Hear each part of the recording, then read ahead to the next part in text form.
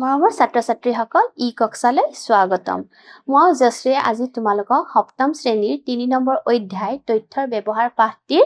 অনুশীলনী 3.3 বাকি থকা প্ৰশ্নখিনি আলোচনা কৰিম। তেনেহলে আহাচোন। ৩ নম্বৰত আছে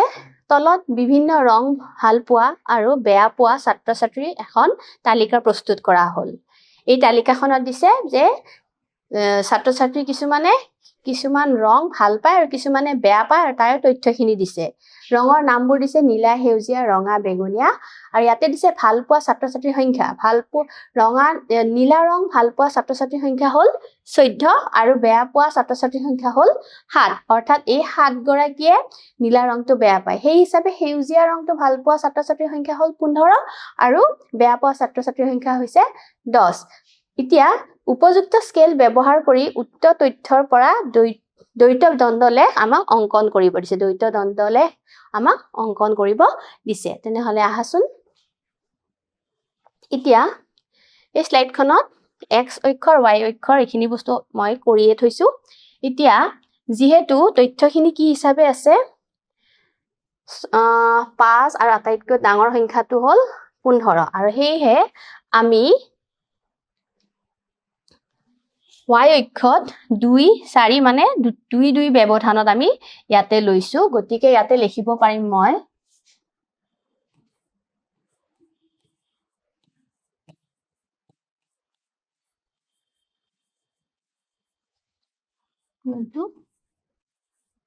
দুজন এক এককত দুজন ছাত্ৰ-ছাত্ৰীৰ সংখ্যাটো বুজোৱা হৈছে। মই সেইখিনি লেখা নাই।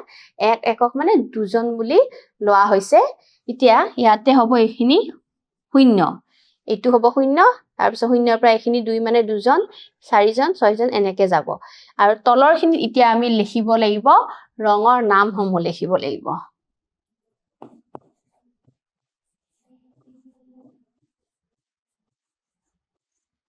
ঠিক আছে। এতিয়া আমি চাওঁ নীলা ৰং ভাল পোৱা 14 গৰাকী আৰু বেয়া পোৱা 7 গৰাকী। এতিয়া আহিব আমাৰ কিমান 14 হলে ইয়ালৈকে আহিব, হয়নে? ইয়ালৈকে আহিব। গতিকে মই ইয়াৰ পৰা 14 লৈকে টানিব লাগিব।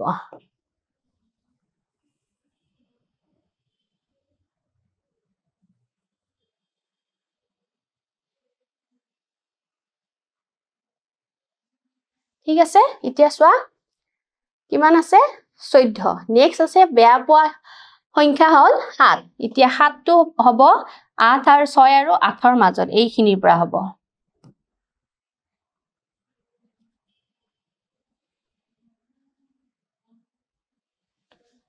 বুজি পালানে?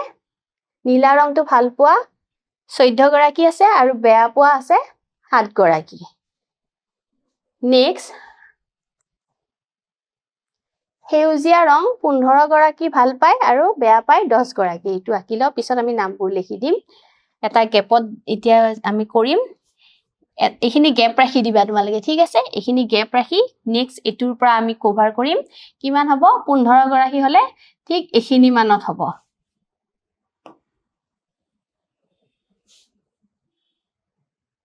চৈধ্যতকৈ অলপ ওপৰত যাব।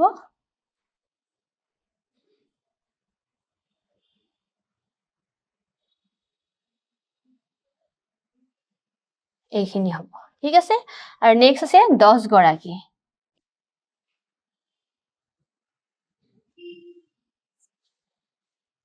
নেক্সট 12 আৰু 6। নেক্সট আছে 12 আৰু 6। 12 হলে এইটো ইয়াৰ পৰা আহিব। গতিকে আমি ইয়াৰ পৰাই টানি নিও 12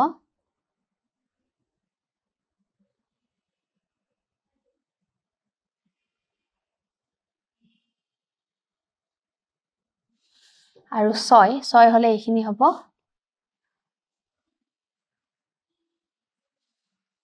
ঠিক আছে। নেক্সট 14 আৰু 5। 14 আৰু 5টোৰ কাৰণে এইখিনি গেপ ৰাখি আকৌ আমি চাম 14 ইয়াৰ পৰা আহিব। আমি ইয়াৰ পৰা টানি যাম 14। নেক্সট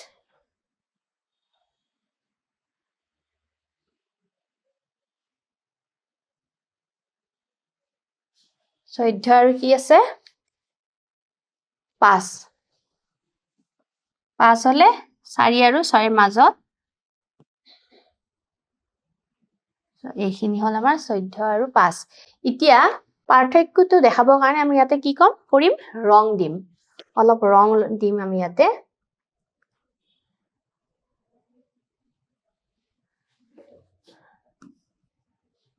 ৰং এটো দিব পাৰো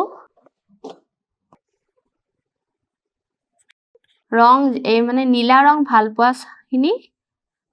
ৰং যিকিটা ৰং ভাল পায় ভাল পোৱাখিনি আমি এইখিনি ৰং দি দিম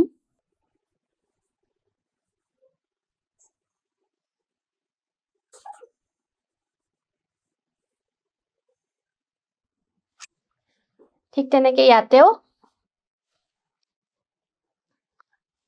সেউজীয়া 15 এইটো ৰং ভাল পায় ভাল পোৱাখিনি আমি এইটো ৰং দিম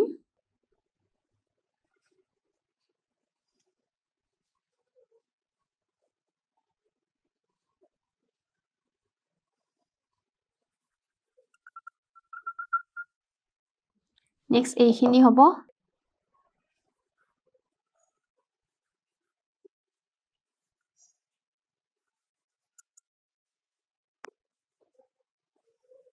নেক্সট এইখিনি হ'ব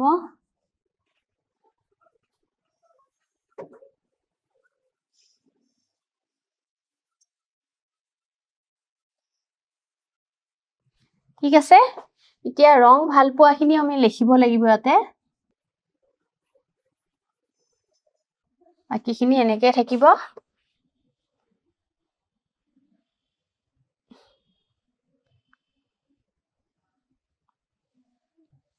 এতিয়া আমি ইয়াতে লিখিম এটো বুজাইছে ভাল পোৱা আৰু এইটো হল বেয়া পোৱা এটা হল ৰং ভাল পোৱা আৰু এটা হল বেয়া পোৱা আৰু ইয়াতে এইটো হল নীলা ৰং এইটো হল এইটো কি আছিলে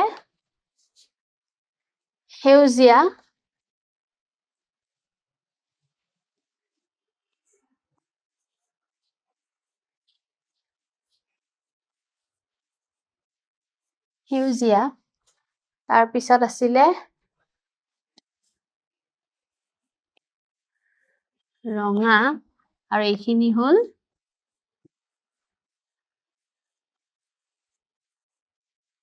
বেঙুনীয়া গতিকে আমি এই তথ্যটোৰ পৰা দেখা পালো যে আমি ছাত্ৰ-ছাত্ৰীৰ সংখ্যাটো এক এককত দুজনকে ধৰিছো তাৰ পিছত এইফালে ৰং কৰাটো বুজাইছে ভাল পোৱা যি সংখ্যক ছাত্ৰ-ছাত্ৰীয়ে সেই ৰংটো ভাল পায় সেইটো আমি এইটো ৰঙেৰে বুজাইছো আৰু ৰং নাথাকাটো বুজাইছো যে এইখিনিয়ে ৰংটো বেয়া পায় সেইটো বস্তু বুজাইছে এতিয়া ইয়াতে চোৱা নীলা ৰংটোৰ ক্ষেত্ৰত 14 জনে ভাল পায় আৰু 7 জনে বেয়া পায় সেউজীয়া ৰংটো তোমাৰ 15 জনে ভাল পায় আৰু ইফালে 10 জনে বেয়া পায় আৰু ইয়াতে ৰঙা ৰংটো 12 জনে ভাল পায় আৰু ইফালে 7 জনে বেয়া পায় হেনেকে যিখিনি তথ্য দিয়া আছে আমি সেই হিচাপে এইখিনি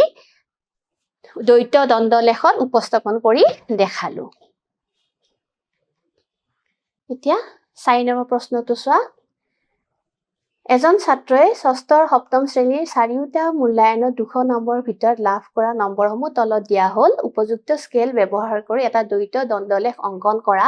আৰু তলৰ প্ৰশ্নবোৰৰ উত্তৰ দিয়া ইয়াত তথ্য দিছে ক্লাছ 6 আৰু 7 6ষ্ঠ আৰু 7ম শ্ৰেণীৰ তথ্যসমূহ দিছে ছাত্ৰগৰাকীৰ ইংৰাজীত 6ত পাইছিলে 144 আৰু 7ত পাইছে 130 গতিকে এই তথ্যখিনিৰ পৰা আমাক এখন দ্বন্দ্বলেখ আঁকিব দিছে এতিয়া চোৱা আমি ইয়াতে দিও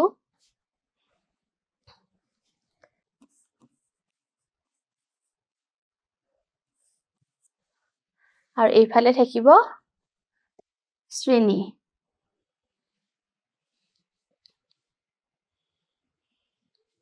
থাকিব 6 আৰু 7 মিলাই ফেলে হয়নে 6 7 হেতু থাকিব ইংৰাজী আৰু হেৰিত কিমান পাইছে হেতু আমি উলিয়াব লাগিব সো ইয়াতে থাকিব বিষয় বিষয়সমূহ এতিয়া ইংৰাজীত কিমান পাইছে ক্লাছ 6ত 144 আৰু 144 আৰু ইফালে পাইছে 130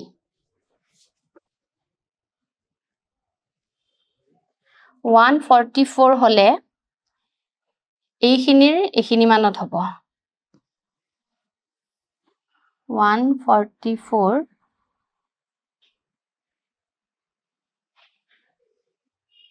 আৰু এটা আছে 130 130 হলে 20 আৰু 120 আৰু 140 ৰ ভিতৰত হ'ব হয়নে সো আমি এইখিনি পাম নেক্সট 164 আৰু তলত আছে 175 164 আৰু 175 160 তকৈ অলপমান ওপৰত যাব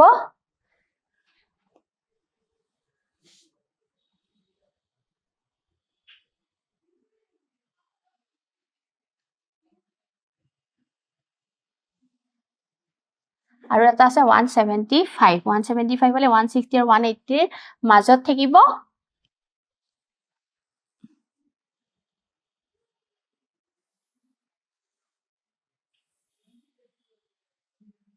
এইখিনি হল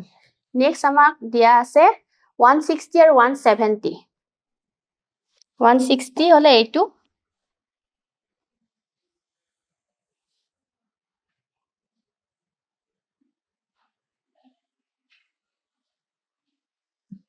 160 আৰু ইফালে হ'ব 70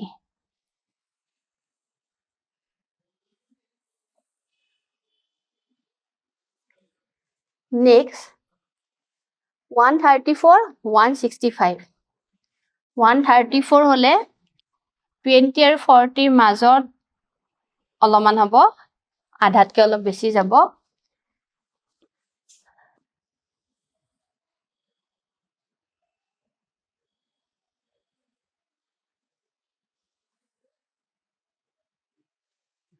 আৰু ইফালে কিমান আছিলে 165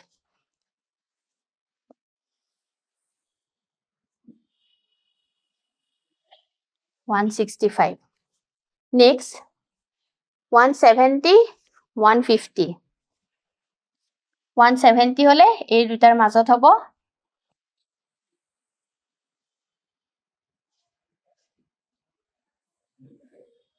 আৰু ইফালে হ'ব 150 সো এইখিনি আমি পালো এতিয়া আমি ইয়াতে কি কৰিম ৰং কৰিম পাৰ্থক্যটো দেখাব লাগিব ন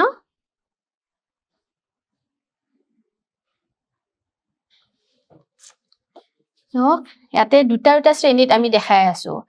ৰং কৰাটো ষষ্ঠ শ্ৰেণী বুলি আমি বুজাম যিখিনি ৰং কৰা থাকিব সেইখিনি হ'ব ক্লাছ 6 ৰ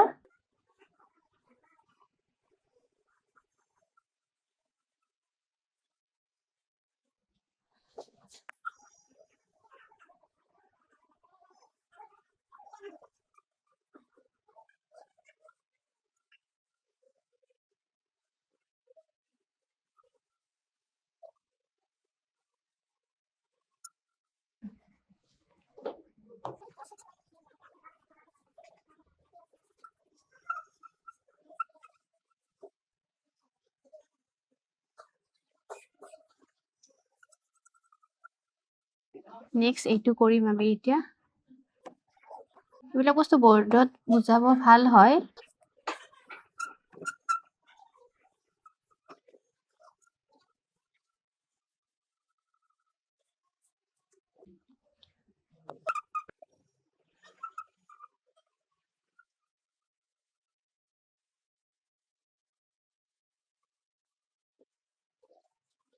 তো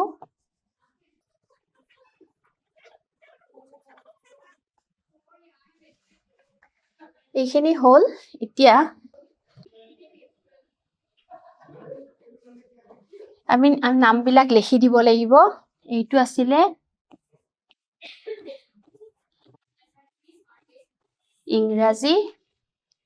আৰু এইখিনি আছে গণিত এইখিনি হল গণিত আৰু এইটো আছিলে বিজ্ঞান এইখিনি আছিলে অসমীয়া আৰু এইখিনি আছিলে সমাজ বিজ্ঞান সো এনেকে আছিলে এয়া হল ষষ্ঠ শ্ৰেণীৰ এইটো হল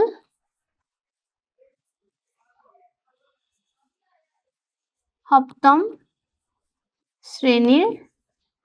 ইয়াতে আমি লিখিছো স্কেলত দিছো 1 একক ইকুৱেল 20 নম্বৰ হল গতিকে চোৱা ইয়াতে আমি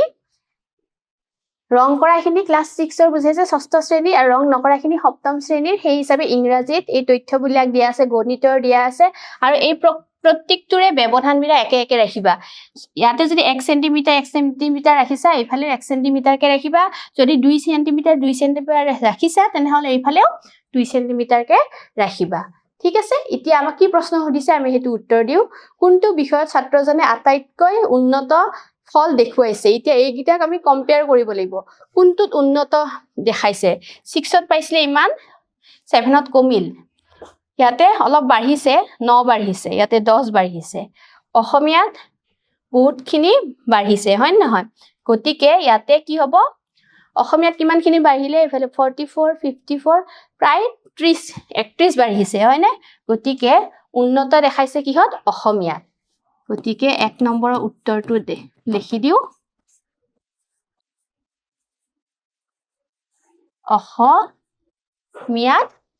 অসমীয়াত কি হৈছে বেছি উন্নত ফল দেখুৱাইছে নেক্সট আমি চাও ইয়াৰ 2 নম্বৰ প্ৰশ্নটো কোনটো বিষয়ৰ কৃতকাৰ্যতাৰ স্তৰ একেবাৰে নিম্ন কত নম্বৰটো কমিছে 6ৰ তুলনাত ইয়াতে ইংৰাজীত কমিছে আৰু এইফালে সমাজ বিজ্ঞানত কমিছে ইংৰাজীত কমিছে 14 নম্বৰ আৰু ইয়াতে 20 নম্বৰ কমিছে গতিকে উত্তৰটো হ'ব ইয়াতে সমাজ বিজ্ঞান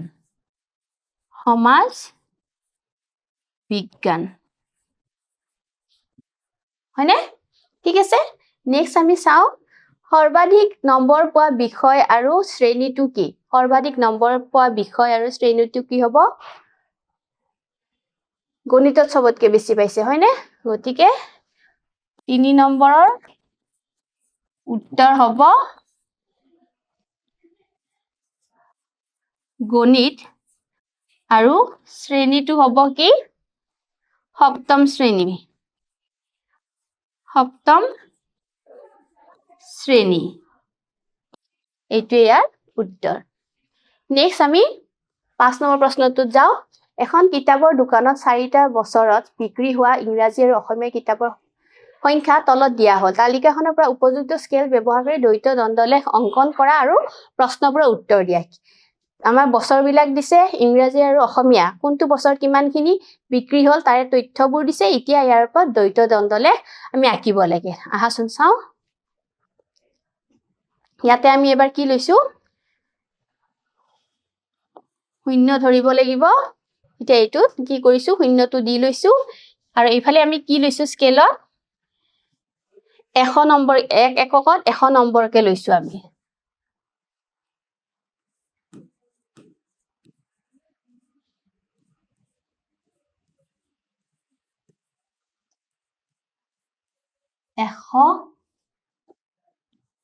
খন কিতাপ 100খন কিতাপ হিচাপে আমি লৈছো এতিয়া আমি চাও তলত বছৰবোৰ লিখিব লাগিব এইফালে লিখিম বছৰ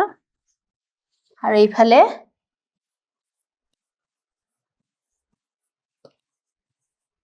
কিতাপৰ সংখ্যা ঠিক আছে এতিয়া চোৱা ইংৰাজীত কিমান 350 350 আমি চনটো পিছত লিখি থাকিম 350 হলে ইয়াৰে মাজত হ'ব গতিকে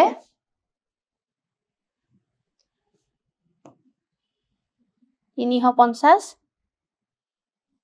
হ'ব আৰু নেক্সটটো আছিলে 500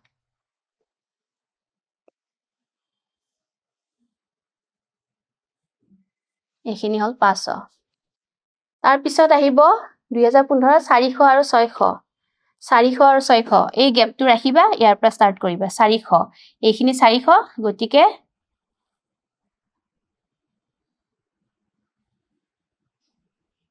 নেক্সট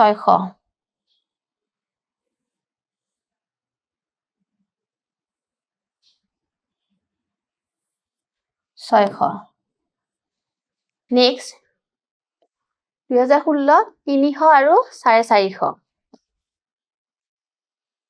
300 আৰু 450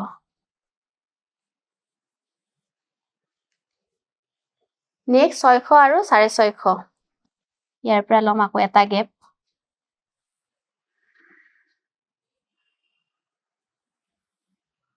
আৰু ইফালে 650 এইখিনি পালো ঠিক আছে এতিয়া আমি ইয়াতে ৰংবোৰ দিম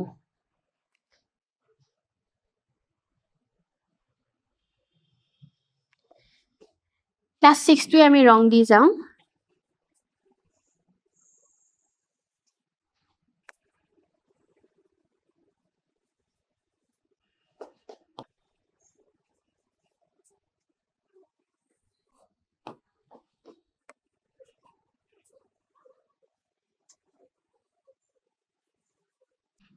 আৰু এইখিনি বুজাই দিও যে এইখিনি ৰং কৰাখিনি আমি লৈছো কি ক্লাস 6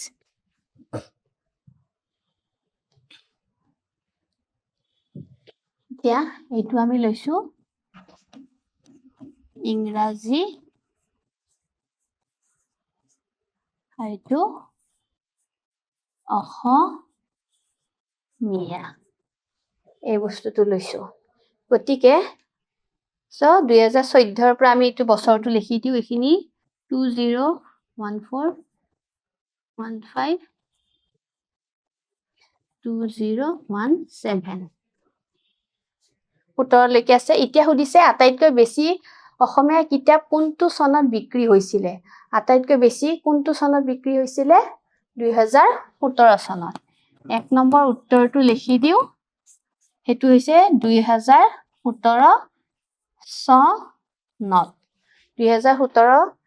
চনত বেছিকৈ অসমীয়া কিতাপ বিক্ৰী হৈছিল হেতু হল 650 আৰু চনটো আমাক সুধিছে কোনটো চনত হেতু হল 2017